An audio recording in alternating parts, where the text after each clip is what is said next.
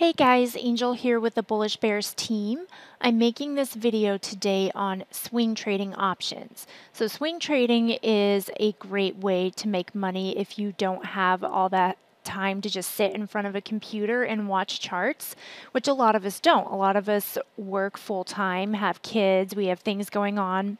And so it's not always easy for like day traders who can just sit at their computer and watch for moves to get in and out.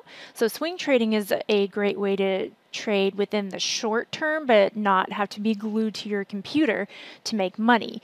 With swing trading, because you hold at least overnight up to a couple of weeks, so swing trading isn't this long-term thing where you're holding for like a year. That is long-term investing or long-term trading, whereas swing trading you're holding for a shorter period of time.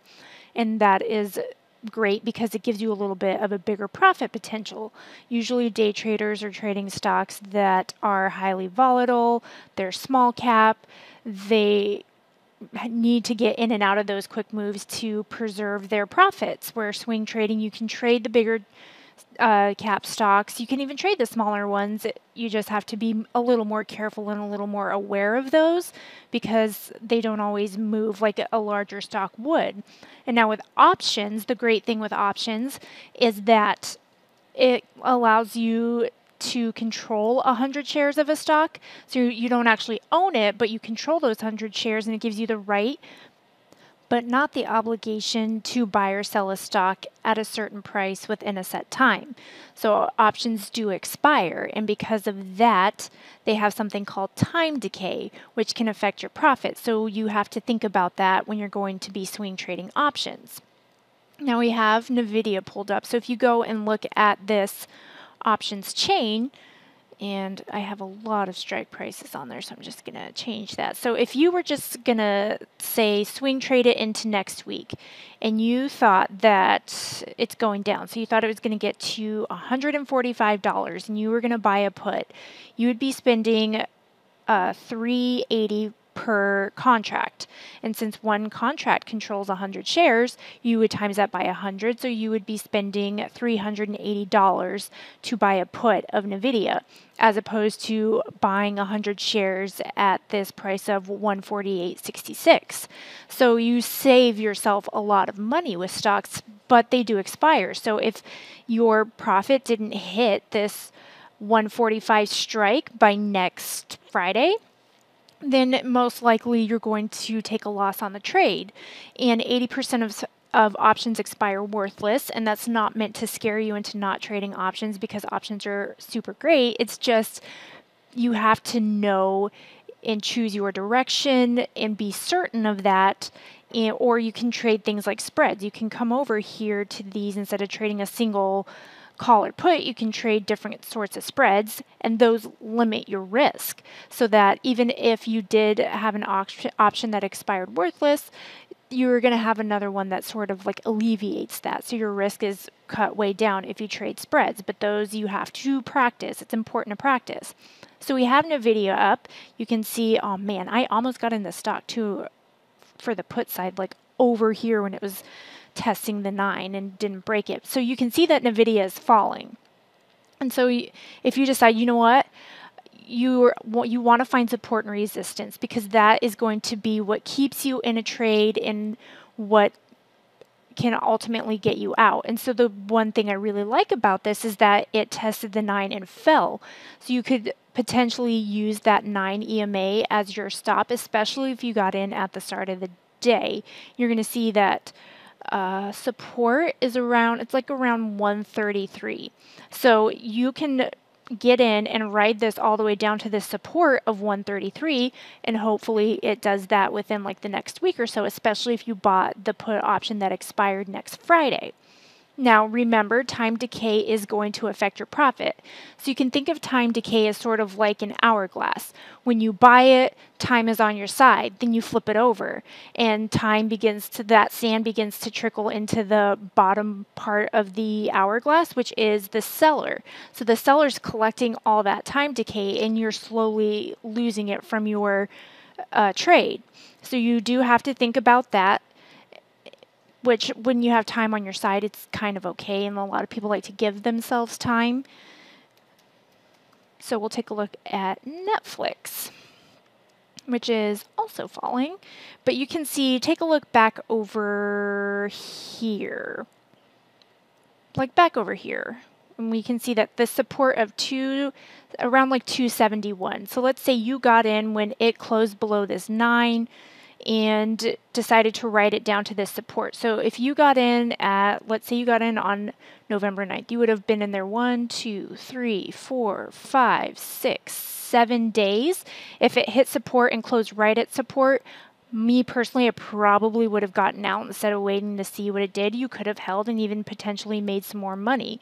But when it's at support, that's a good indication that you need to sell. So you just want to be able to see patterns, find support and resistance. Let's take a look at Amazon and see if we can find a potential play here. So you can see that it double topped right in this area right here. Double topped and then it fell. And once it got below, okay, so the moving averages never actually crossed back into bullish territory until December 3rd.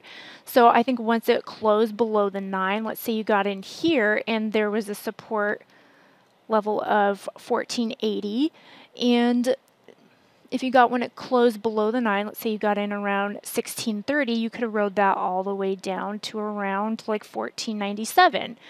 So that is going to give yourself, about a $15 profit over a certain amount of time, which would have been about 1, 2, 3, 4, 5 days. So you can see that this is about 5 days that you would have been in this trade, which is a pretty good swing trade, especially with options, because if you look at Amazon, if you have to buy 100 shares of these, even if you bought just one share at this price, moving that much isn't going to maybe give you as much of a profit as you would get if you bought an options contract. So if you rode that down, like you're spending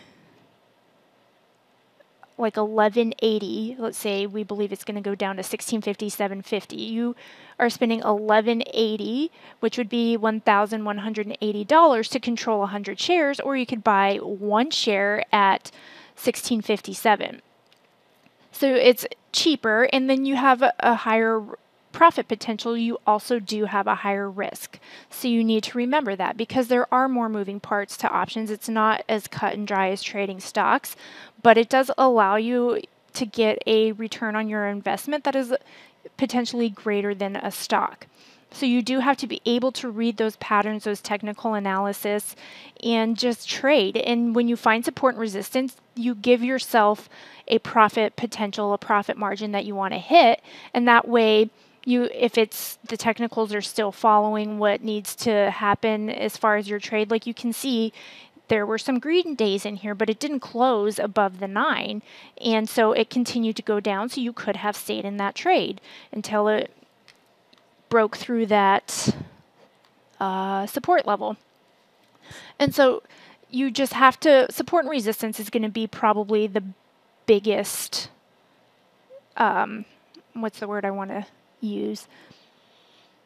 Like the biggest priority when you're swing trading, because if you're buying at resistance and you're trying to go long, then most likely that you're going to lose on that trade. So you want to find support and resistance. That way it gives you an indication of your profit potential. So if it's only going to be a $3 trade or a $10 trade or something like that, at least you're aware and you know.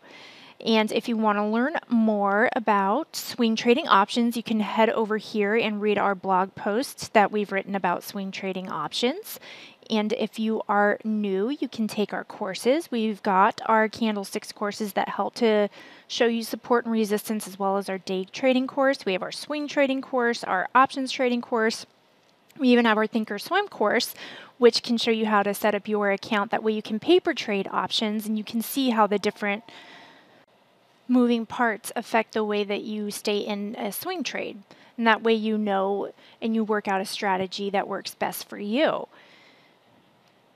And you can also, if you're new, head over here to our stock market community page on Facebook, and you can join that. That way, if you have any questions, there are people from all over the world that are able to ask you at all times of the day. And if you want to be able to see what the admins and the guys that started post, then you can like our fan page and just follow that. That way you get any notifications when they're posting charts or blogs or anything like that, because they'll post it in here, but then you might not always see it because there are so many people in here.